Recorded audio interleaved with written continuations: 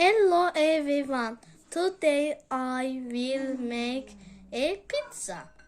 For that we use some flour, pinch of salt, yeast, some oil and water.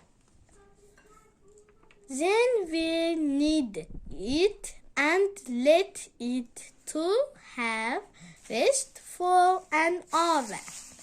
Now let's grate cheese, chop the pepper. After an hour, we spread the dough into a pan and some ketchup, mayonnaise, and green pepper.